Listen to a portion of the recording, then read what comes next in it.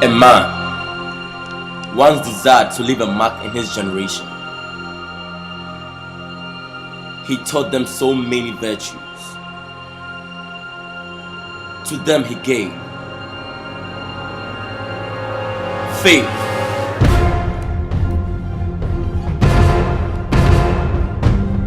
goodness, knowledge, self-control, and godliness.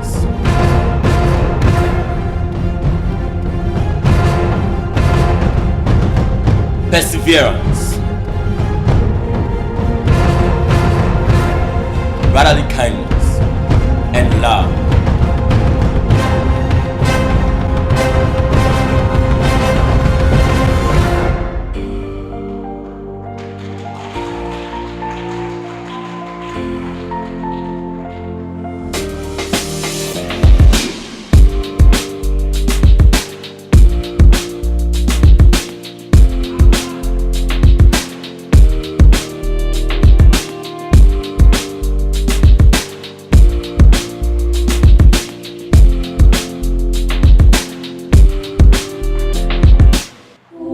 Then soon he lost focus.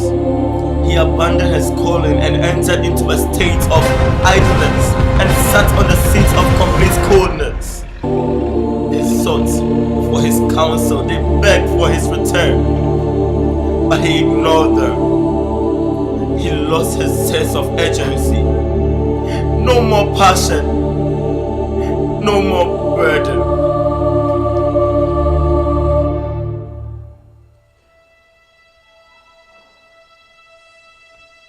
And I look at the whole religious scene today, and all I see are the inventions and ministries of man and flesh.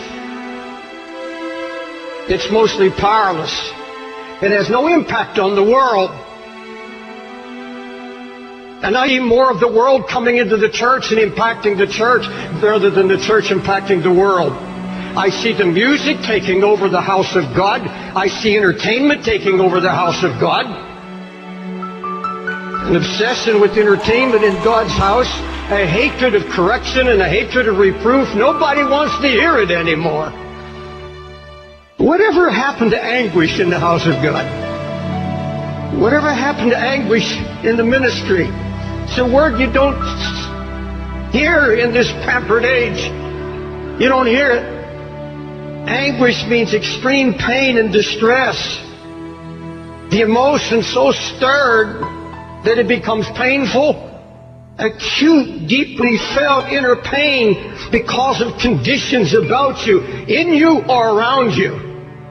Anguish, deep pain, deep sorrow, agony of God's heart. Does it matter to you today?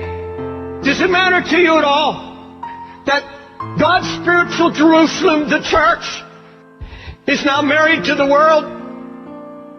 That there's such a coldness sweeping the land? Closer than that, does it matter about the Jerusalem that's in our own hearts? The sign of ruin that's slowly draining spiritual power and passion, blind to lukewarmness, blind to the mixture that's creeping in. That's all the devil wants to do, is get the fight out of you and kill it.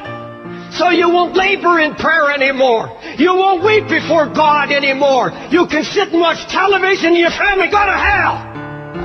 Let me ask you, is what I just said convicted you at all? There's a great difference between anguish and concern. Concern is something that biggest interest you. You take an interest in a project or a cause or a concern or a need. I'm going to tell you something I've learned over all my years, 50 years of preaching.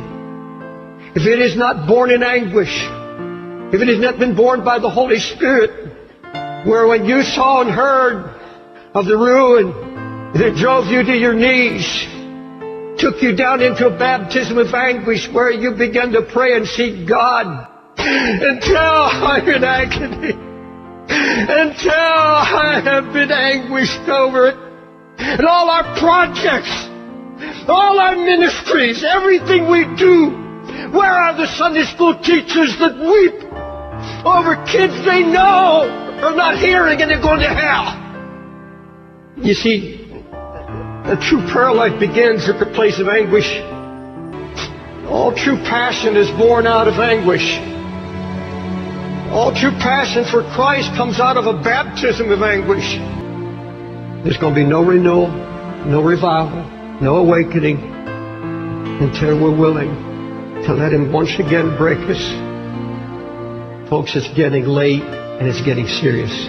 Please don't tell me you're concerned when you're spending hours in front of internet or television.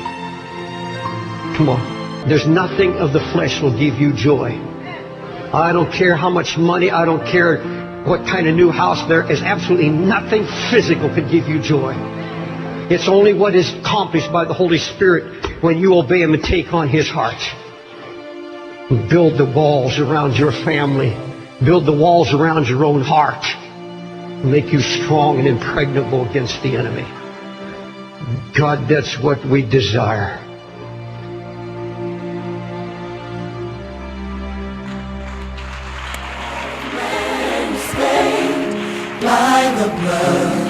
By the blood, but for